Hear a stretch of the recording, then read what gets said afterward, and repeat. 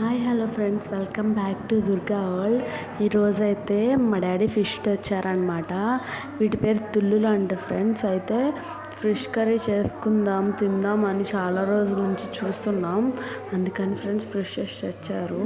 అయితే రెసిపీకి వెళ్ళిపోదామా మరి. ఫస్ట్ అయితే ఉల్లిపాయ ముక్కలు కట్ చేసుకోవాలి ఫ్రెండ్స్. దాని తర్వాతకైతే పచ్చిమిరపకాయలు ఉంటాయి కదా, బారువి తీసుకోండి. అవి కట్ చేసుకోవాలి, బారుగా కట్ చేసుకోవాలి ఫ్రెండ్స్. అలా వేసుకుంటే చేపల పులుసులో బాగుంటుంది అనమాట. దాని తర్వాత అలా మేమైతే 3 వేసుకున్నాం అనమాట.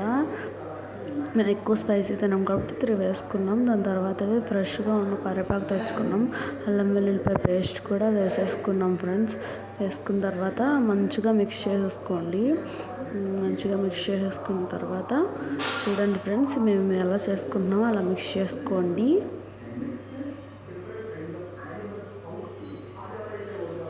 దాని తర్వాత అయితే దాంట్లో కొన్ని వాటర్ వేసుకుని అయితే పొయ్యి మీద పెట్టేసుకోవాలన్నమాట. గ్యాస్ మిడిల్ ఫ్లేమ్లో పెట్టుకొని ఉంచుకొని అది పొయ్యి మీద పెట్టాలి. దాని తర్వాత చింతపండు వేసుకోండి ఫ్రెండ్స్. చింతపండు పులుసు నానబెట్టుకోండి.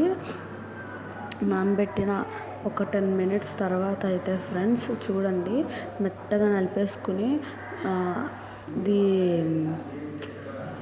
కర్రీలో అయితే వేసేసుకోండి ఫ్రెండ్స్. కర్రీ అయితే చాలా బాగుంటుంది. చింతపండు పులుసు వస్తే టేస్ట్ వస్తుందా రాదా కామెంట్ చేయండి. మీకైతే ఎలా నచ్చుతుందో కూడా కామెంట్ చేయండి. మాకైతే చింతపండు పులుసు వేసుకుని తినడమే ఇష్టం చాలా శాతం. మీకైతే ఎలా ఇష్టమో కూడా కామెంట్ చేసేయండి ఫ్రెండ్స్. దాని తర్వాత అయితే కొంచెం సేపు మగ్గేదాకా ఉంచుకోవాలన్నమాట. మగ్గిన తర్వాత అయితే తీసి అటు ఇటు